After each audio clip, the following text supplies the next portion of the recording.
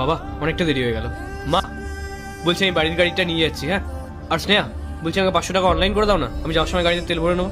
এই চাবিটা এখানে রাখো। নিজেকে কি এই বাড়ির নবাব ভাবো নাকি? মানে? মানে চুপচাপ গাড়ির চাবিটা টেবিলে রাখো। মুখ দেখছো কি? কানে কথা যায় না? বললাম তো চাবিটা টেবিলে রাখো। কিন্তু মা আজকে আমার একটা ইন্টারভিউ আছে, খুব ইম্পর্টেন্ট। ইন্টারভিউ আছে তো কি হয়েছে? তুমি বাস বা অটোতে যাও, গাড়িতে যাওয়ার কি আছে? এই গাড়ির দাম কত তুমি কি সেটা জানো? 25 লাখ টাকা। 25 লাখ টাকা জীবনে কখনো চোখে দেখেছো? এই গাড়ির যদি কিছু হয়ে যায় সারানোর ক্ষমতা আছে তোমার? সেই টাকা তো নেই। সব কত গাড়িতে যাবে। গাড়ির চাবিটা রাখো আর বাসে যাও। স্নেহা, মা আমার সাথে এইভাবে কথা বলছে আর তুমি সেটা চুপচাপ বসে বসে শুনছো, মাকে কিছু বলবে না? আমি আবার কি বলবো?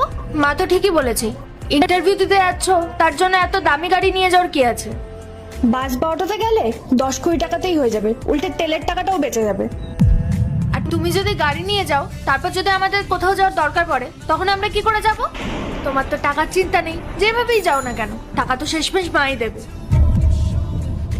স্নেহা আমি শখ করে গাড়িটা নিয়ে যাচ্ছি না, আমার দেরি হয়ে গেছে বলে আমি গাড়িটা নিয়ে যাচ্ছি। আর বাইরে ওয়েদারটাও খারাপ, ইন্টারভিউ এর দিনই যদি লেট হয়ে যায় তাহলে আমার ফার্স্ট ইমপ্রেশনটাই খারাপ হয়ে যাবে। আর তাছাড়া গাড়িটা নিয়ে গেলে আমি বাড়িতে তাড়াতাড়ি ফিরতেও পারবো।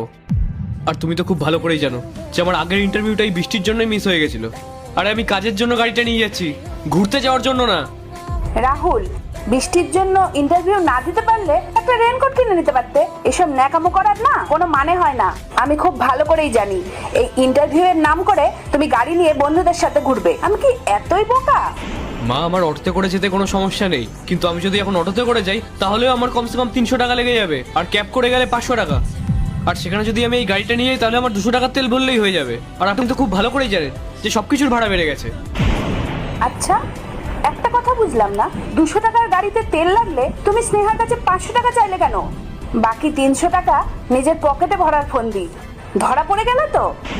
আমার মেয়েটাকে সহজ সরল পেয়ে এইভাবে তুমি চুরি করছো? আমি ঠিকই ধরেছি, ইন্টারভিউ এর নাম করে তুমি টাকা নিয়ে বাইরে মজা করে বেড়াও। এরপরে কি হলো সেটা দেখার আগে দুটো ছবিটাকে যদি তোমরা ভালোবেসে থাকো তাহলে লাইক অ্যান্ড সাবস্ক্রাইব করে পাশে থাকবে। স্নেহা তুমি এখনো চুপ করে থাকবে? তুমি এখনো মাকে কিছু বলবে না? আমি কি বলবো? হ্যাঁ, মা তো ঠিকই বলেছে। তোমার কি মনে হয় আমি কিছু বুঝি না? 500 টাকায় যখন লাগবে তাহলে ক্যাব বুক করে যাও। আজব ব্যাপার তো, তুমি কবে থেকে টাকার মায়া করা শুরু করলে? যা খরচ হবে সে তো মাই দেবে, তোমার তো 1 টাকা দেওয়ার ক্ষমতা